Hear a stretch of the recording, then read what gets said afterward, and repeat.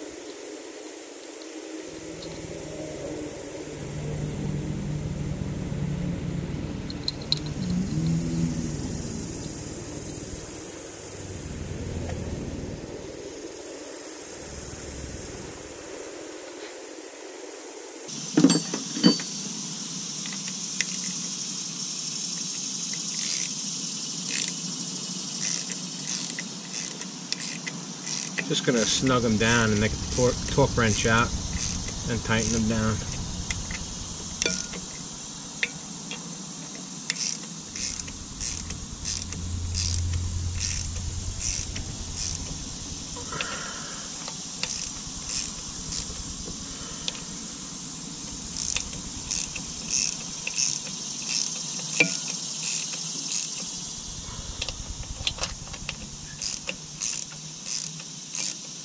I wound up putting a new pilot bearing in. I had the transmission input shaft turned down to work with the Ford 2.3 liter crank.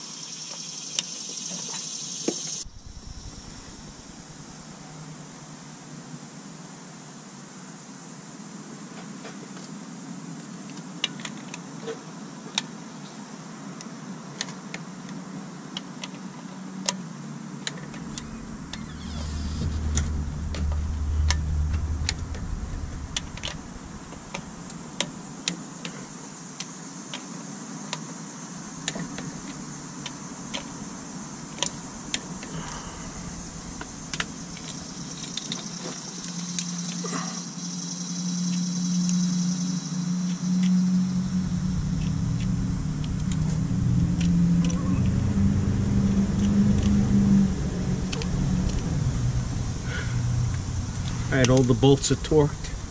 There was 2 sequences that had to be torqued, so I went through that. Next we're going to clean the flywheel. Alright, now we're going to go ahead and proceed to clean the flywheel. Going to wind up using a little brake clean to do it. Basically torqued the bolt in 2 stages based on the manual. I marked them just to make sure that I actually torqued all the 6 bolts, everything's aligned. Go ahead and clean it, and then try and get it with the get the pressure plate and clutch installed.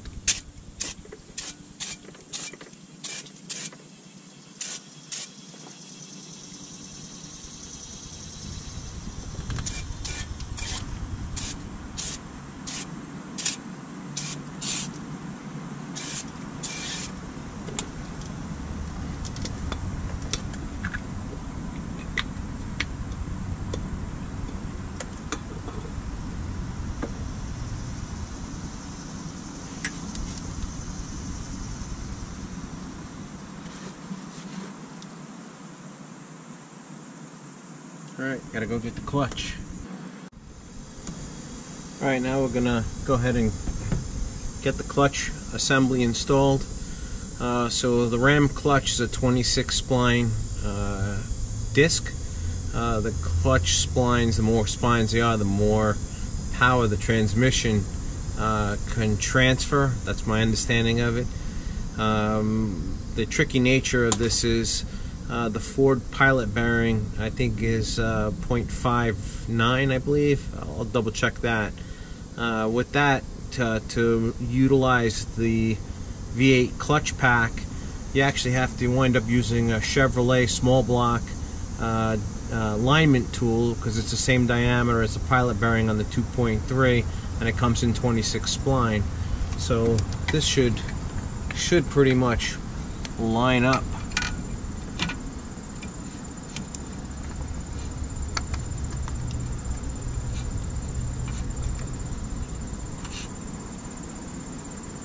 There it goes. Go ahead and get the pressure plate mounted. Gonna wind up double checking what the torque rating is on these bolts that come with the kit for the flywheel, and go ahead and look that stuff up before we go ahead and proceed.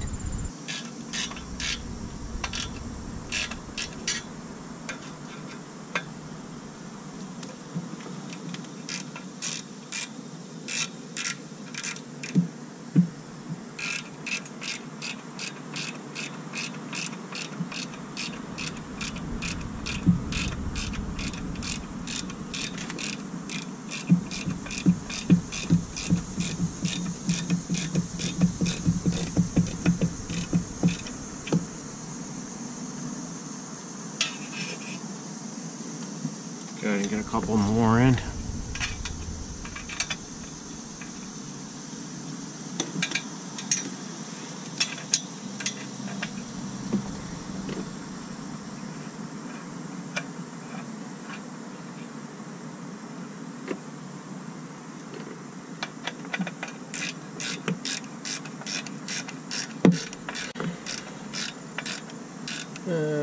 So far so good. Looks like everything's kind of going in according to plan.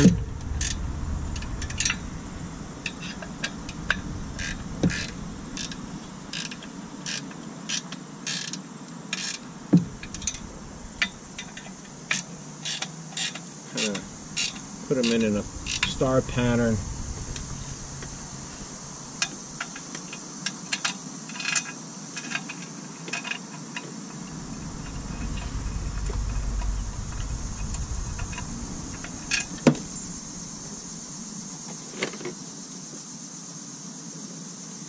No fun doing this on your back, but hey, what are you gonna do?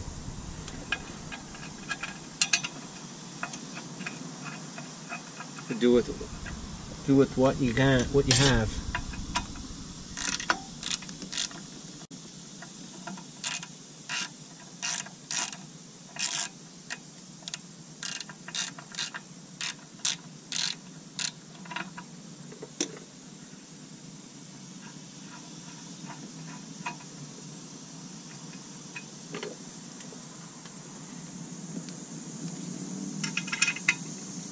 Before I tighten them up, I'm going to check on the internet, see if there's any recommended Loctite on these bolts as well. Go ahead and do that before I final torque them.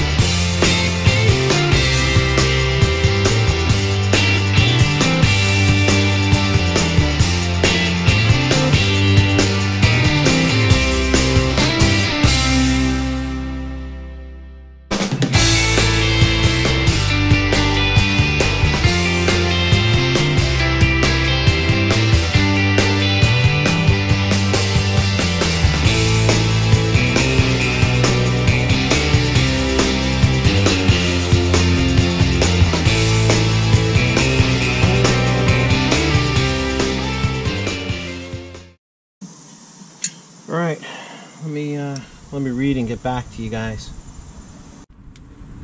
All right, we're going to try and get the bell housing installed. It's a little bit difficult to do. The actual bell housing is fairly heavy. I'm going to go ahead and try and get this installed. It's a very tight fit. Getting it over the dowel pins and everything else, but hey, we'll give it a shot and see what happens.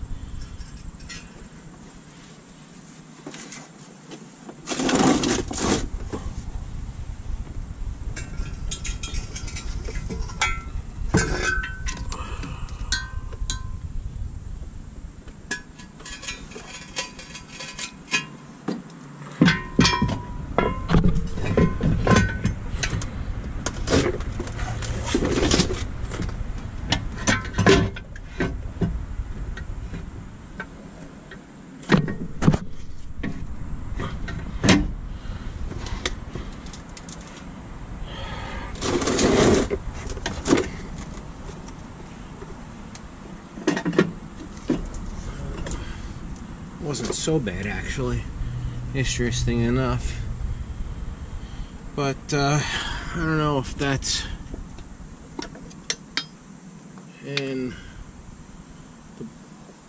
needs to be adjusted inward some. I don't know.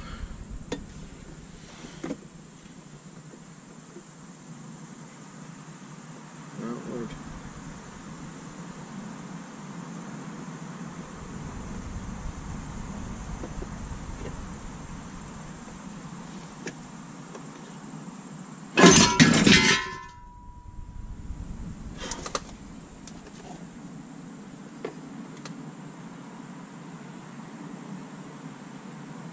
That wasn't good. Alright guys, so I got the bell housing installed. I got a couple of bolts tightened in, or snugged if you will, to just hold it in place. Just checking and making some adjustments to the clutch fork position. It's supposed to be, my understanding is, a little bit leaning back off of the perpendicular axis of the crank, if you will. It looks about right. It's supposed to be about I think a 1/16 of an inch air gap between the throb bearing and the actual diaphragm of the pressure plate. And if I hold it back a little bit, I got a fairly nice angle off of the 90-degree center line of the crank. So looks like it's about right. Just going to go through the process of now torquing up the bell housing, and then get ready to do the transmission installation. Alright guys, thanks for tuning in today. Hope you tune in for a little bit more information. Have a good day. Thanks for watching.